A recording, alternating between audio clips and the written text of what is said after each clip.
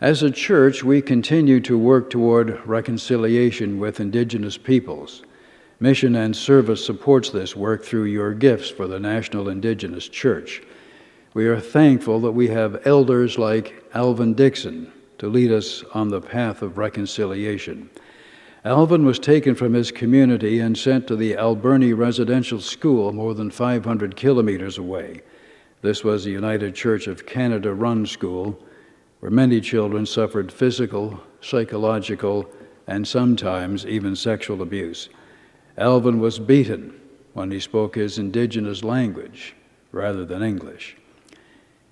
He came out of the school, earned a university degree, and later counseled others who went to residential schools. He also found comfort in the Christianity he learned at the school. Alvin became a leader in the path of reconciliation. He was a caretaker of the Indigenous Circle, a mission and service-supported program. As an activist in the United Church, he helped guide us to an apology to Indigenous peoples and helped drive the demand for what eventually became the Truth and Reconciliation Commission. He died in 2014 of cancer at the age of 77, but his legacy of activism lives on. If mission and service giving is already a regular part of your life, thank you. If you have not given, please consider it. Loving our neighbor is at the heart of our mission and service. In memory of Alvin's life and his dedication to the United Church of Canada and to education, the Alvin Dixon Memorial Bursary is given annually to Indigenous students enrolled in full-time post-secondary studies.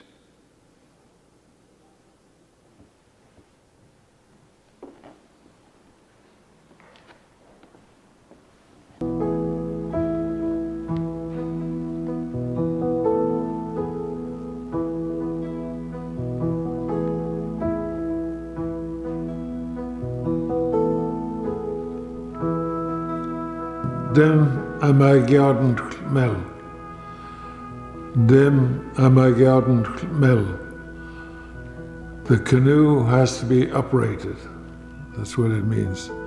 The canoe has to be uprighted after a mishap. So it's a metaphor of life.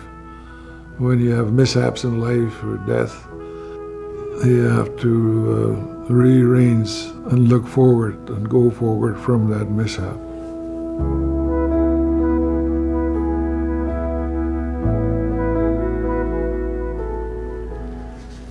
Oh, I miss the man.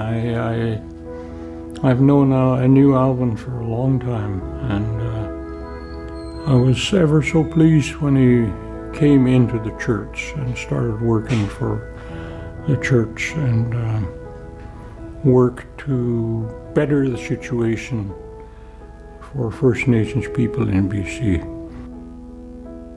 Well, Alvin and I go from way back.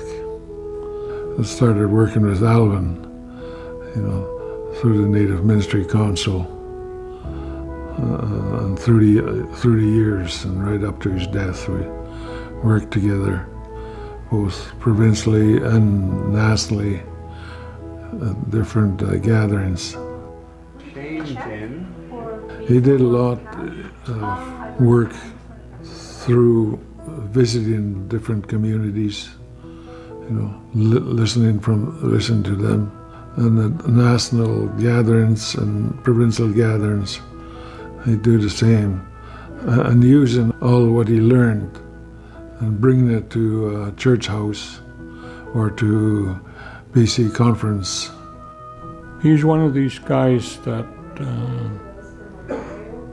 said it as it was. He sometimes wasn't very gentle, but was effective. He understood and knows traditionally who he was, and he also has a teaching degree. And so you can say that he lived both worlds. And because of the fact that he lived both worlds, he had a good understanding of our situation as Native people.